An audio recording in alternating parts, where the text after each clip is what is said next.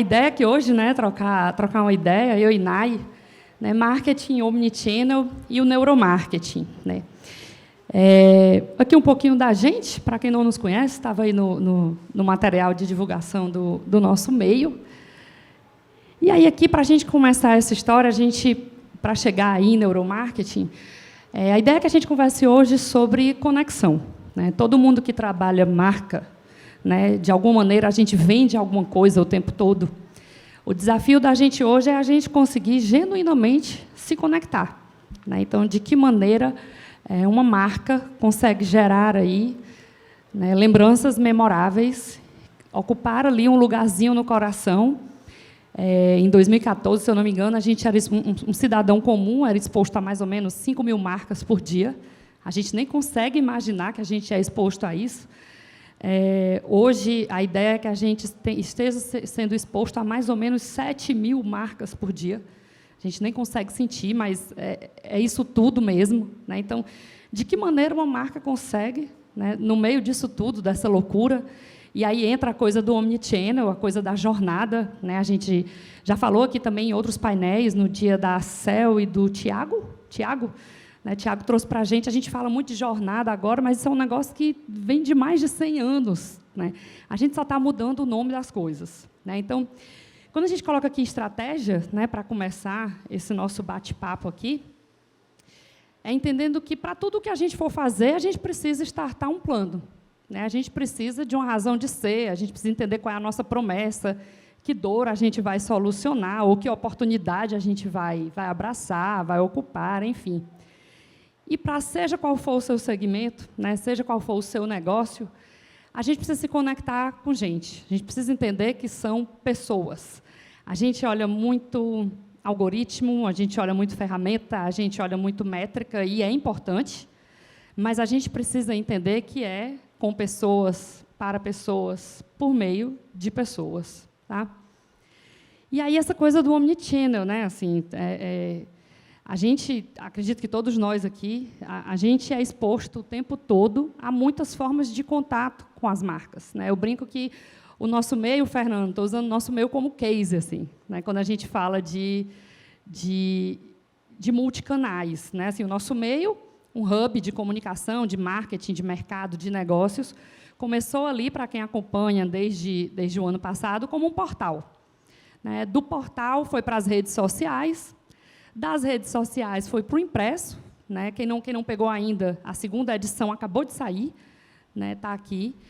E do impresso, Fernando e Tamires decidiram que a gente ia ter aqui esse espaço físico, né? Então, olha quantos pontos de contato, e aí cada um com características muito distintas, a gente tem com o nosso meio, né? A essência do nosso meio não muda, tá?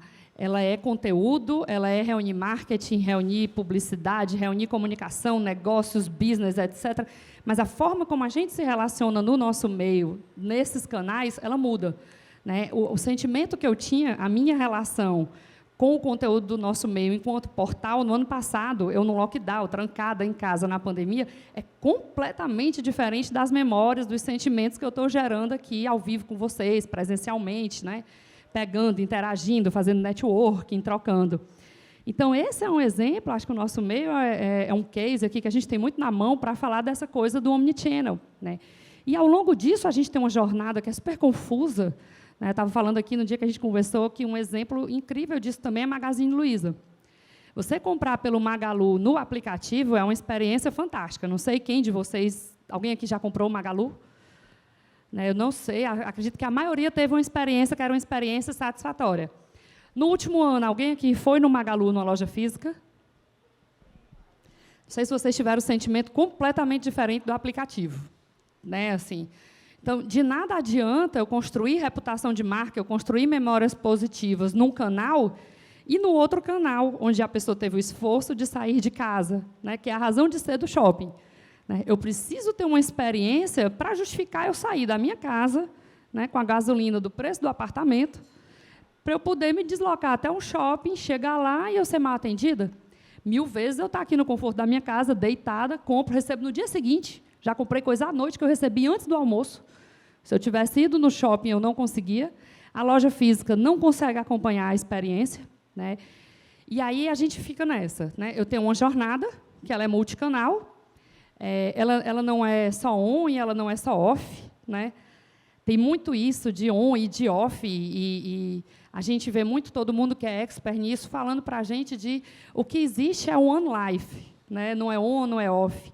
O que existe é um estilo de vida, né? Eu estou aqui com vocês presencialmente, mas eu estava agorinha interagindo aqui no meu telefone, no meu celular, e isso é on, e aqui é off, né? Assim, não existe. O que existe é um estilo de vida, e a gente está o tempo todo transitando nesses dois mundos, muito em breve num terceiro mundo, chamado metaverso, né, que a gente a gente está estudando ainda como é que vai se dar essa coisa toda, e de que maneira, né, a gente consegue que as marcas se relacionem com seus públicos, e aí, quando eu falo público, não é só público consumidor, né, é o público de um ecossistema que, de alguma maneira, ali forma valor em relação àquela marca, né. Quando a gente fala de estratégia, a gente tem aí, basicamente, 3 dimensões para a gente desenhar que caminho seguir, né. Então, ela pode até ser só eu posso ter alguma coisa ali de influenciador com a Hillmans, e ela vai acontecer todo naquele universo, já a gente vai escutar mais sobre isso. Mas, se eu não tiver um pilar aqui, que ele é de fundamento, que ele é de base, que é marketing, né, que é a construção dessa estratégia, que vai trazer para a gente posicionamento, fica difícil eu entender que tecnologia, né, que é a ferramenta, vai conseguir entregar para mim as metas, os objetivos que eu tenho para atingir. Da mesma maneira, não adianta nada uma estratégia fantástica sem que a gente tenha ferramenta para entregar, né? Alguém disse aí um dia desse, num passado muito recente, né, que a estratégia mais fantástica do mundo, sem uma estrutura de tecnologia e de ferramenta, ela vira uma estratégia medíocre, porque, de fato, você não consegue entregar, você não consegue executar. Né? E aí, por último, a gente tem ali o que entrega, o que seria uma experiência ideal, né? A Marta Gabriel traz muito isso, o que a gente chama de design, mas design ali no sentido de design de serviços, né? Não sei se vocês conhecem, tem um livro, já tem a versão dele para o português, que é o Isto é Design Thinking de Serviços. Fantástico, se não conhecem, quem trabalha com cliente, com jornada do consumidor, leiam, porque vale muito a pena. E é exatamente sobre esse topo da pirâmide, né? Então, eu tenho um bolo aqui que eu construí de marketing, que ele tem uma estratégia, um quê, onde, quando, quem, por quê, né? Um propósito, uma missão, enfim, que dores a gente soluciona. Eu tenho ferramenta para entregar, né? Para conseguir atingir, executar essa estratégia. E eu tenho isso no interface, que ela é amistosa, que ela conversa em todas as fases da jornada, quando a gente chega aí nesse último pilar, nessa última dimensão. Fato é que, quando a gente vai olhar a jornada do consumidor, que a gente tinha ela muito linearzinha, né? Assim, awareness, conhecimento da marca, tinha ali alguma coisa de influência no meio do caminho, eu tinha ali 2 influenciadores, né? E aí a compra em si, o ato da fidelização, você tinha essa jornada basicamente em 4 passos. Né? E hoje o que a gente vê é essa confusão, esse emaranhado aqui no meio do caminho. Acho que foi a Tamires que deu um exemplo aqui um dia, Fernando, que a Tamires está lá em cima, né? Ela deu um exemplo aqui para a gente, se eu for comprar uma sela para andar a cavalo e eu jogar no Google, né? Vou comprar uma sela. Cara, aí aparece sela de couro, sela sintética, sela disso, sela daquilo. Você sai um expert no assunto, porque ele começa ali aí te jogando para outras coisas que você nem sabia que existia. Cara, eu queria só uma sela. Né, mas ele começa a te dar parâmetros, referências e tudo, e no meio do caminho essa jornada dá esse nó aqui. Né, eu entrei com um objetivo e eu vou sair do portal comprando um negócio diferente, porque eu descobri outras funcionalidades, outros atributos, outros benefícios, enfim. Né, e a gente precisa ter uma estratégia muito clara para fundamentar onde é que a gente precisa chegar com aquilo e construir, né, no design de serviço, uma forma de acompanhar isso em todos os pontos de contato da jornada. Uma jornada que tem basicamente ali quem, né, que é a persona, um como, que são esses momentos da verdade, né, todo o contato ali, dentro de momentos da verdade. A gente tem aqueles momentos que são a revisão do carro, né, que você está aqui embaixo, você está triste com a marca, né, deu um problema, vou ter que levar, até o momento de você chegar na concessionária e ela servir um cappuccino incrível. Né, então, você flutua o tempo todo aqui, nesses momentos da verdade, até que você consiga justificar, né, a tua razão de ser, criar brand moments ali, que a gente chama. Né, o Starbucks é um exemplo clássico, né, o cara pegou uma besteirinha, não precisa de grande investimento, um piloto, coloca um nome lá num papelzinho, o negócio é self-service, tu tem que levantar e buscar, o cara te chama pelo nome, e ainda assim você acha incrível, o seu nome está lá escrito com um piloto num copinho. Eles têm até uma estratégia, né, de errar o nome, porque eles sabem que errando o nome as pessoas vão postar mais, né, e marcar porque escreveram o nome delas errado. Né, então, é a gente conseguir chegar nesse estado da arte aí de criar com coisas simples ao longo da jornada. Né, a gente sabe que não existe recurso para fazer coisas incríveis o tempo todo, em todos os pontos de contato, mas a gente entender tão bem quem são essas pessoas com que a gente se relaciona, que a gente consiga entregar valor para elas em coisas simples, né, nos momentos aí de contato. Tem 3 elementos que norteiam, né, o tempo todo essa construção de jornada em multicanais, omnichannel e com ferramentas distintas. Né? O elemento humano, o elemento tempo e o elemento beleza, que está nos olhos de quem vê. Né? Então, dentro do elemento humano, aí, a gente precisa se conectar com essas pessoas para que a gente consiga projetar. Né? No elemento tempo, tudo está sempre em transformação. Então, quem está trabalhando estratégia aqui do ano passado para cá sabe que não existe um plano que dure mais de 2 meses. Né? A gente constrói um plano, tem Réveillon, não tem Réveillon. Né? A gente constrói um plano, vai poder fazer um evento num restaurante? Não, são só 6 pessoas por mesa. Não, só... Então, assim, eu previ vender isso num canal. Não, esse canal aqui fechou. Né? Não vai ser, muda a litragem, vai para outro. Então, essa coisa do elemento tempo, né, que tudo está sempre em transformação, ela é fundamental para a gente que estuda, trabalha, né, discute negócio, business em comunicação, porque, no fundo, é comportamento, e comportamento muda, né, todo dia, o tempo todo. E, no campo do belo, da modelagem, né, propósito é o que emociona o ser humano. Porque, na verdade, né, as pessoas elas não se apaixonam por estratégias. Né? As marcas com as quais a gente se relaciona, vou dar um exemplo de uma marca aqui, que, pelo menos, os contatos que eu tive sempre foram muito positivos, eu acho que eles trabalham isso muito bem, que é a Reserva. Não sei se alguém já comprou na Reserva aqui. Alguém já? Cara, você recebe um WhatsApp que não é o WhatsApp do robô, não é o WhatsApp chato, o cara decora teu nome, enfim. Né, ele te dá uma série de benefícios, a marca tem um propósito ali, né, de cada prato, cada peça, 5 pratos de comida doados, etc. E tal. Então, eu não sei o que é que tem por trás de estratégia do business da Reserva. Né, eu não sei quais são as metas dele, onde é que ele quer chegar, vendeu lá para a companhia do Alexandre, mas continuar à frente e tudo, porque eu me relaciono com a marca, né? Eu me relaciono com as experiências que ele me entrega, né? E, de alguma maneira, isso me faz lembrar da Reserva como uma marca incrível em toda essa jornada. Né? E aí o que fica disso é que, assim, a gente precisa, nessa coisa do omnichannel, né, em todos os canais onde a marca é exposta, em todos os canais onde a gente tem pontos de contato, o que a gente precisa é criar memórias. A gente precisa de uma estratégia muito bem definida para que a gente atinja objetivos. E, para a gente se conectar com pessoas que se conectam com sentimentos, com emoções, né? E aí a Nay vai falar para a gente agora de neuromarketing, como é que a gente ativa e aciona esses gatilhos. Né? A gente precisa criar memórias, né? Porque é o que fica. Todo mundo vai sair daqui hoje com algum sentimento. Né? Seja pelo que a gente falou, seja pelos amigos que reviu, seja pelos chopps aqui que o Fernando fica mandando a gente tomar, a gente nem quer, mas ele fica mandando. Né? Seja pelo café, pelo lugar, enfim. A gente sai daqui, de alguma maneira, com algumas memórias, e a ideia, enquanto gestores de marca, é que a gente transforme essas memórias em memórias muito positivas. Né, Nay? Com certeza. Bom, boa noite a todos e a todas.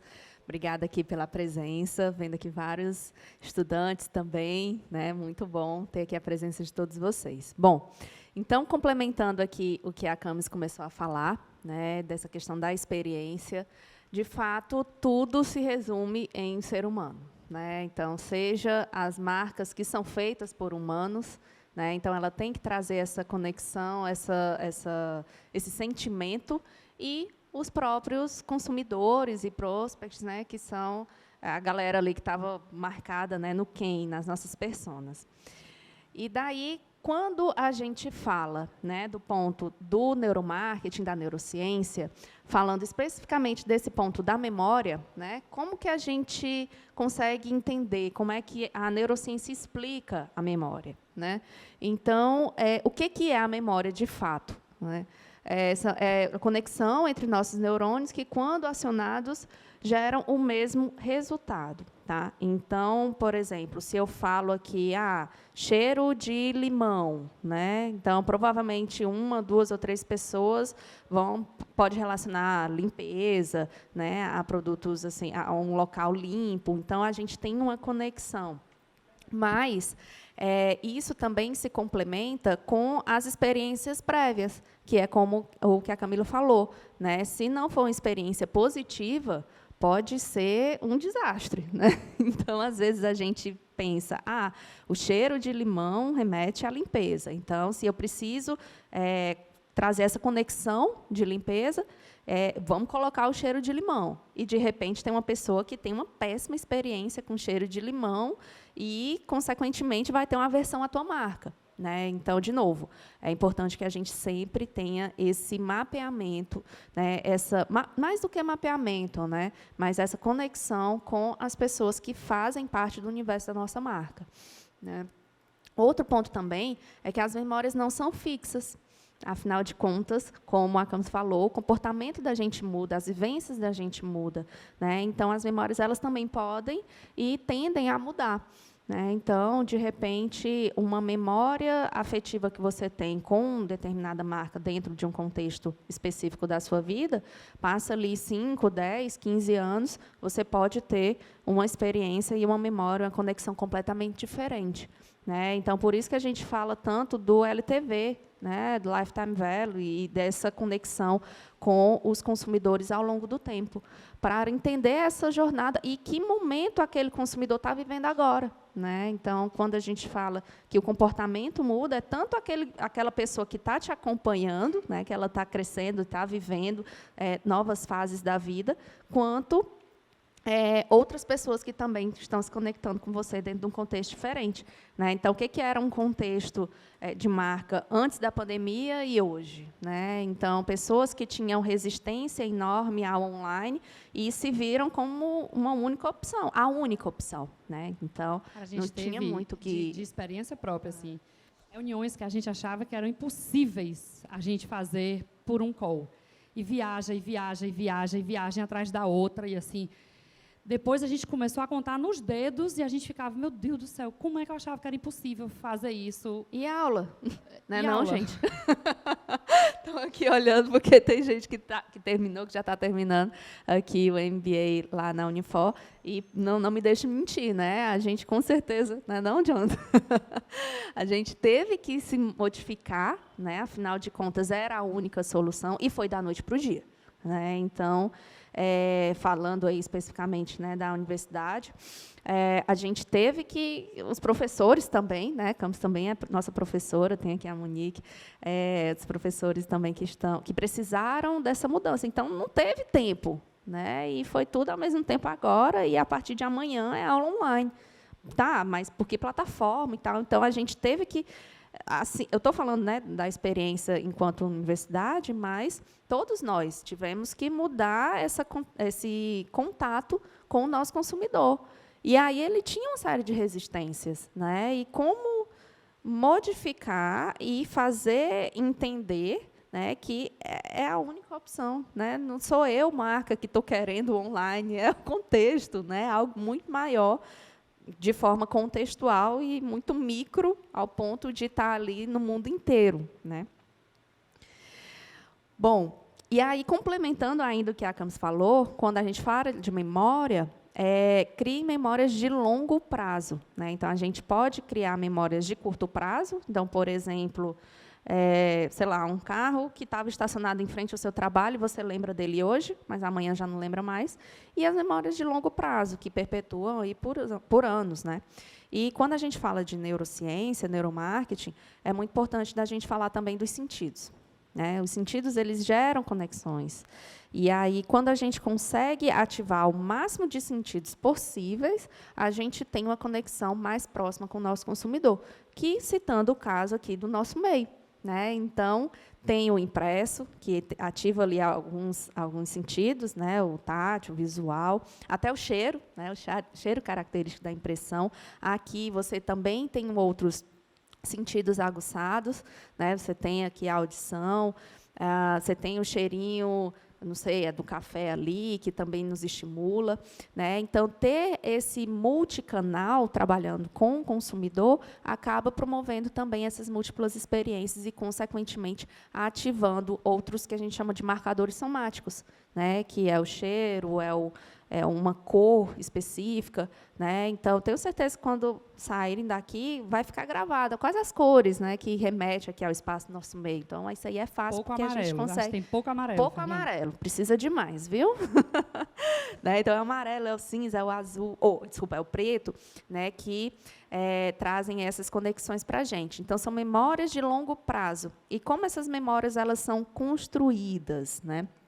Pela repetição, claro, é o recurso que a gente já conhece aí dentro do meio publicitário, e também pelo forte impacto emocional, né? Então, quando a gente consegue unir a uma experiência positiva, aí a gente consegue ali colocar a cereja do nosso bolo, né, da experiência que impacta nos nossos consumidores. E aí, por que a gente está falando tanto de memória, né? Porque, de fato, ela é um atalho entre os nossos sentidos, que a gente acabou de falar, e as decisões que nós tomamos, né? Então, quantas vezes a gente recorre à memória para tomar decisões, principalmente quando a gente não tem referência, né? Então, quando a gente está ali em um novo mercado, quando a gente está com um novo consumidor, com um novo público, e aí a gente precisa se conectar com eles, né? Quando a gente está no papel do consumidor, como é que a gente faz as nossas escolhas? A gente vai ali ativar algum campo da memória, seja um cheiro que me remete a tal coisa, ou uma fala, ou eu já vi essa marca em algum lugar. Então, novamente, reforça aí essa importância do multicanal.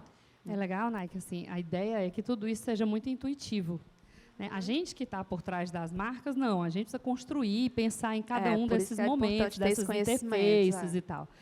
Mas acho que neuromarketing, neurociência, né? A gente fala de neuromarketing, neurociência, entra nisso, né? De que maneira a gente consegue entender esses comportamentos, aproveitar da melhor forma essas oportunidades, e a gente colocando isso de maneira muito intuitiva, sem que ninguém perceba. Né? O cheiro, o tato, a visão, a sonorização do lugar, enfim, dos pontos ali de contato. Eu lembro demais, lá atrás, mais de 10 anos, não sei quem compra da Farm também aqui. Né? Antes a Farm só vendia multimarcas, é uma marca carioca, e aí você entrava no site deles, quando quase nenhum site tinha ainda, eles já tinham uma rádio Farm. E era uma rádio super bacaninha, porque tocava um indie rock, tocava um ritmo de música que era um ritmo diferente, assim, pelo menos para a gente aqui, né? Você não estava muito acostumado, mas, de alguma maneira, já criava diferenciação com isso. Você entrava no site dele, era um site legal de navegar, tinha tudo a ver com posicionamento, com propósito, com a entrega da marca, enfim, e você já tinha ali um sonzinho que era meio característico da Farm, que você chega na loja, toca a mesma música. Né? Então, você começa a ter a história da repetição em todos esses pontos da jornada, em todos os pontos de contato. Exatamente, para promover a experiência, né? Então, assim, nós, enquanto estrategistas de marketing, de comunicação, é perfeitamente entendível que nós conheçamos esses artefatos, né, esses artifícios, para poder trabalhar ali com as marcas que a gente, de fato, tem ali que gerir. Mas, para o consumidor, tem que ser algo natural, algo que encante. Né? Então, nosso objetivo é encantar e o consumidor ser encantado. Então, assim, aí eu lembrei, Camis, quando você falou isso, que muita gente me pergunta, mas isso não é manipulação, né? Isso não é coisa de Deus, não, né? Vamos falar logo assim. Mas, e aí, o que é que eu contra-argumento? Isso é estratégia. né? Ninguém está fazendo aqui para o mal. Ninguém está fazendo porque a gente né, tem um objetivo ruim. Não. A gente quer, de fato, promover a melhor experiência para o consumidor, né? Então, quem é que não gosta de se sentir bem tratado, de ter um cheirinho agradável, né? E de gerar uma experiência positiva que a pessoa volte lá porque se conectou. Então, assim, aquilo vai fazer sentido para quem, de fato, quer se conectar com a marca. Então, se a pessoa está totalmente fora, provavelmente ela não vai se conectar. E que bom, né? Porque a gente consegue trabalhar forte essa questão da segmentação, que a gente tanto vai aí para pesquisas e tudo, que também são extremamente importantes, mas a gente tem uma segmentação meio que natural, né? Quando nós trabalhamos essas estratégias de neurociência e neuromarketing de forma intencional, no caso, enquanto estratégia, né, a gente também tem uma segmentação natural do outro lado, do tipo, ai, não, esse cheiro é muito doce, esse cheiro, então, minha marca não é para você, né? Vai ter outra marca que vai te atender melhor. Né? Quando a gente fala de experiência, né, e de memória também, mais algumas dicas aqui para poder trabalhar dentro dessa estratégia, né, vamos dizer assim. Então, uma é a história, né, as histórias conectam. Então, quando a gente sabe, aqui atrás da gente, né, tem a linha do tempo da comunicação do Ceará. Isso é história. Então, isso conecta. Principalmente quem não viveu essas décadas aí e vem aqui para poder conhecer um pouco mais da nossa história.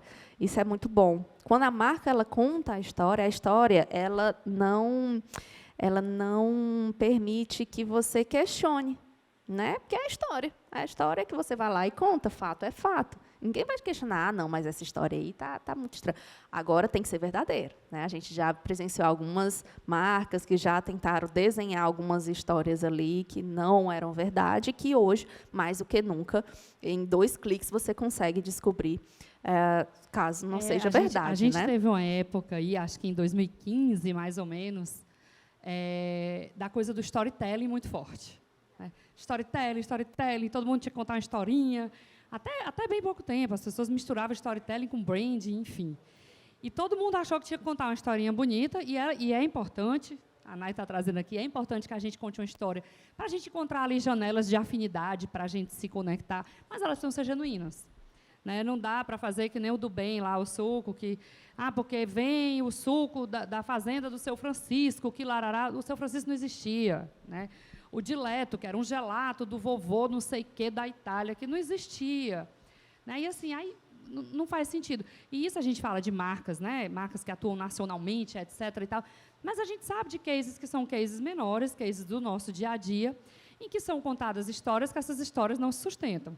Se você fizer o segundo, o terceiro porquê, você não chega nem no quinto, porque a história não é genuína, ela não se sustenta. Né? Então, história, ela é a história, mas ela não é historinha para boi dormir, ela é história. Né? Ela Exatamente. E a gente tem vários exemplos aqui de marcas maravilhosas que têm histórias incríveis para contar. Né, Monique aqui não me deixa mentir, várias marcas como a Pardal, né, que tem aqui, que é genuinamente cearense e que tem histórias lindas para contar. Né? Então, quando a gente transfere e conta, né, então a gente também consegue gerar conexões e, consequentemente, memória. Eu fiz parte dessa história. Né?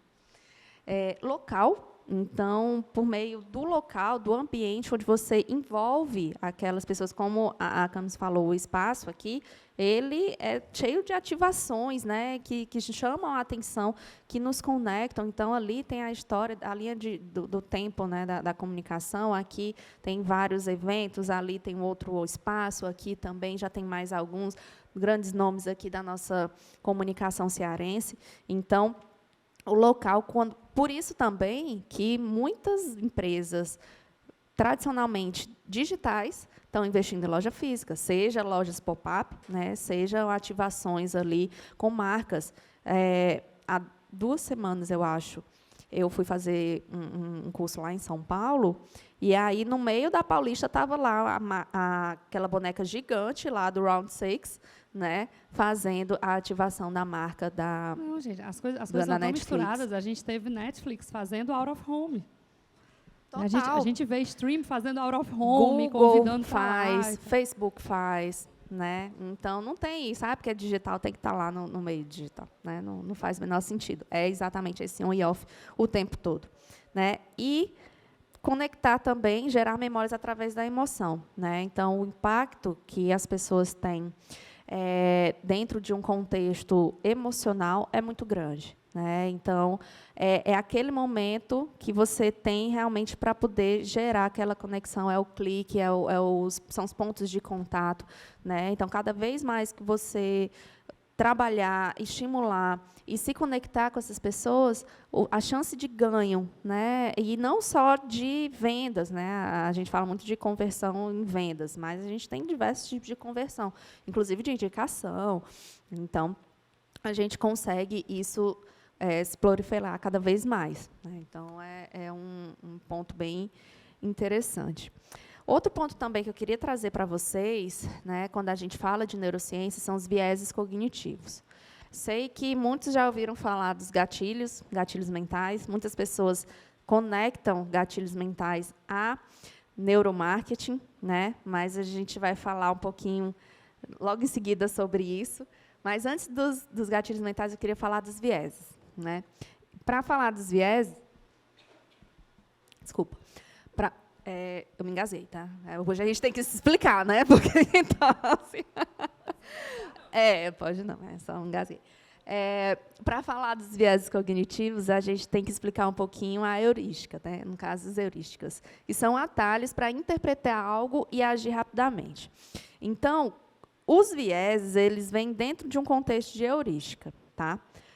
Os vieses, eles são pequenas falhas no nosso cérebro, são errinhos, tá? Que a gente tende a acessar na hora de tomar decisão. Como é que funciona isso? A gente tem diversos vieses aí, cognitivos, né, trabalhados em diversos livros da área de psicologia e de neurociência, mas ele funciona como um atalho, né? Ele funciona como um atalho onde você acessa aquele atalho para poder tomar decisão. Vai ficar mais claro nos outros slides. Eu trouxe aqui 3 exemplos de vieses. O primeiro é o da ancoragem. Como assim? A gente usa muito isso para preço, né? Então, a gente fala muito de ancoragem de preço. Então, imagina que você vai comprar, sei lá, acho que esse é um bom exemplo, um carro. A gente tinha, antes da pandemia, um preço na cabeça de carro, né? Não sei se alguém precisou trocar de carro, andou pesquisando mais recentemente. Deu uma mudada, né? Não, deu uma mudada e não tem. Não tem. Deu uma mudada e não tem. Não é só que deu uma mudada. Você compra e você não recebe. Coloca 4 meses para receber. Estou olhando ali, né, para o meu esposo, a gente está de olho no carro. Tá difícil, né? Mas... carro, né? Então, a gente tem uma ancoragem de preço. E quando a gente vai tomar a decisão, eu vou comprar o carro. E aí eu vou lembrar da ancoragem que eu tenho no preço aqui, na minha memória. Né? Então, a ancoragem que eu tenho aqui de preço é no valor pré-pandemia. Eu não consigo aceitar para pagar o que está hoje. Por quê? Porque o preço que eu tenho é o de antes da pandemia. Então, vê o trabalhão que a gente tem, isso para vários outros produtos, né? Realmente quem trabalha com produto. Com serviço também. Mas preço da gasolina, a gente tinha um valor bem estabelecido antes da pandemia. Agora, né, a gente não sabe. Amanhã já mudou, né? Então, tem vários aí exemplos relacionados à ancoragem. Então, se a gente vai vai comprar algum produto ou contratar algum serviço, a gente não sabe de nada, a gente vai acessar aqui mentalmente. Seria a referência, Nay? Referência, a referência. Né? Então, para saber o que é caro, o que é barato, o que é bom, o que é ruim, a gente vai buscar na nossa cabeça essa referência. Né? Boa, referência. Informação. O viés da informação é o seguinte: a gente precisa acessar a informação para poder tomar decisão, certo? Certo. Só que, às vezes, a gente fica tão tomado pela necessidade de se informar e a gente é tão invadido por uma avalanche de informação, a gente usa até o termo infoxicação, né, que é de quantidade gigantesca aí de informação, para a gente tomar a decisão que a gente trava. Quem já passou por isso? Né? Então, o viés da informação, ele é muito ativado quando a gente precisa tomar uma decisão, mas, às vezes, ele pode ocasionar uma paralisia da ação pelo paradoxo da escolha. Por exemplo, a gente tem até um vídeo, né, que o pessoal ali do Porto dos Fundos já fez há um tempinho, a questão da brincadeira com o espoleto. Eu sou aquela pessoa. Eu não sei comer no espoleto, porque é tanta informação que o meu cérebro trava. E aí eu prefiro pedir o prato Kids, que eu preciso escolher só 4, aí eu consigo. Mas 8 ingredientes eu não consigo. Então, a gente também tem que ter cuidado com isso. Quando a gente enche demais o consumidor de informação, pode ser que ele paralise, dentro do paradoxo da escolha. É porque já dizia Da Vinci, né, que a simplicidade é o último grau de sofisticação. Perfeito. É difícil a gente chegar no simples, né, porque é tanto método, é tanta informação, é tanta técnica, tanta ferramenta. Né, aqui mesmo, nesses dias de nosso meio, dos que eu consegui acompanhar, a gente vê tanta coisa, tanta possibilidade. Né, a gente precisa ter uma estratégia muito clara de o que é que a gente tem que atingir, com quem a gente quer conversar, porque senão a gente se perde mesmo. Né? Total. E o outro é o da confirmação. Né? Então, a gente tende a confirmar e se conectar com marcas, pessoas que falam a nossa língua. Né? Então, e hoje, a gente vive num mundo de algoritmo, como o Macanos bem lembrou aí, bem falou na fala dela. E, quando a gente traz esse viés à confirmação, está muito alinhado com essa questão do algoritmo, porque o algoritmo ele só reforça o que você procura. Né? Você está ensinando para a máquina o que você gosta, o que você procura, com quem você se conecta, o tipo de assunto que te gera interesse. Então, você vai criando uma bolha. Né? Então, por isso que é tão importante também, de vez em quando, a gente furar essas bolhas. Né? Procura uma coisa nada a ver. E, quando a gente como eu estou falando aqui, principalmente com profissionais da área de comunicação, marketing, publicidade, enfim, a gente precisa disso, que é o famoso repertório. Né? Então, a gente tem que furar a nossa bolha para poder ter repertório. Mas o viés da confirmação ele é muito claro. Então, você pode perceber, o seu ciclo de amizade, a gente sempre vai se conectar com pessoas que pensam parecido com a gente, que concordam com os nossos pensamentos, né, e com as nossas ações. Então, o viés da confirmação, ele também pode pregar algumas peças, né, para a gente. Todos os viés, na verdade, quem tiver interesse, quiser pesquisar depois, eles podem pregar peças na gente. Né? Então, por isso que é importante conhecer, para a gente saber como usar, e também nós mesmos, enquanto consumidores, não ficarmos... Não cairmos nas peças do nosso cérebro, né? E aí, como eu falei, quando a gente fala de neuromarketing e tal, sempre vem essa conexão com os gatilhos mentais. Né? E aí é meio que uma polêmica, assim, que quando a gente fala, quando nós estudamos a neurociência, e aí a gente fala de gatilhos mentais, eles existem, né? Eles estão aí, inclusive tem um livro, Armas da Persuasão, famosíssimo, do Cialdini, que fala sobre ele, mas para a gente falar de gatilhos mentais, a gente também tem que entender de viés cognitivos. Por quê? Porque os gatilhos mentais eles funcionam como o disparo. Né? Então, parte do pressuposto também de que eu vou usar o gatilho mental, por exemplo, da escassez, talvez um dos mais famosos, né? E se eu colocar um reloginho aqui no meu site dizendo que o tempo está acabando, todo mundo vai comprar porque vai todo mundo ficar desesperado. Não sei se todo mundo, né? Algumas pessoas sim, outras não. Principalmente as pessoas que passaram por algum momento de privação, né? Seja de qualquer contexto ali na sua vida, e aí essa pessoa tende a, de fato, ter essa ação esperada com esse gatilho. O pré, né? É o que está dentro, e aí vem a memória, vem as experiências, é o que está relacionado aos viéses cognitivos. Tá? O gatilho, ele é o pós, né? Ele vamos dizer assim, é a ação. E o viés é a bala. Né? Então, se eu não tiver a bala, eu não tenho a ação. Eu não tenho o disparo. Tá? mas eles E andam aí o de forma trabalhar e construir complementar. a memória está exatamente nos vieses, né, Nay? Exatamente, exatamente. Porque daí você cria conexões de longo prazo. Bom, e aí, quando a gente fala de viés cognitivos, fala de memória, né, naturalmente a gente também fala de tomada de decisão. Tá? E aí a gente tem também sistemas, né, tem o livro Daniel Kahneman, o Rápido e Devagar, né, então também aconselho aí a leitura, onde a gente tem o sistema 1 e o sistema 2. O sistema 1 é o rápido, as decisões mais instintivas, né, as decisões que a gente não racionaliza muito, e tem o devagar, que é o que a gente leva mais tempo e coloca ali na planilha, né? Varia muito de segmento para segmento, né, Nay? Uma Com coisa é certeza. comprar um produto de altíssimo valor agregado. Isso, perfeito. Né? Eu não faço por impulso, infelizmente. Eu queria poder fazer isso por impulso, mas não faço. E aí, não, tem uma coisa ali que é uma sandália que na Black Friday está diferente. Eu não estou nem precisando, mas eu vi ali que tinha 40% de desconto, sei lá quanto.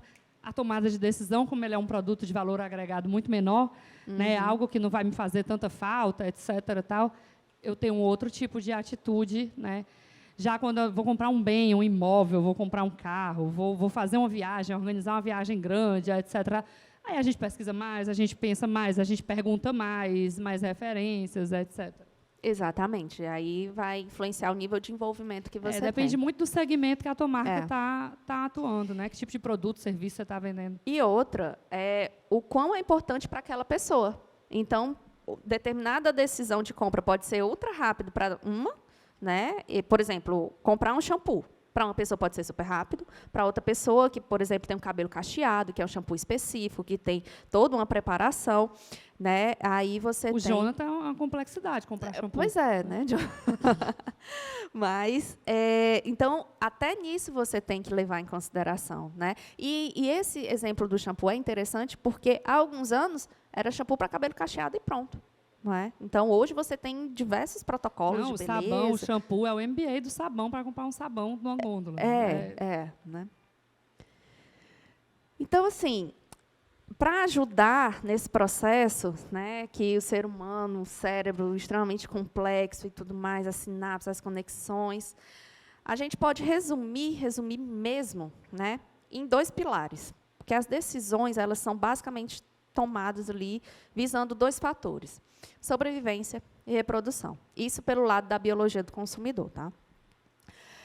Então, assim, porque a pessoa quer ocasionar um status, né? Você vai comprar por conta de status.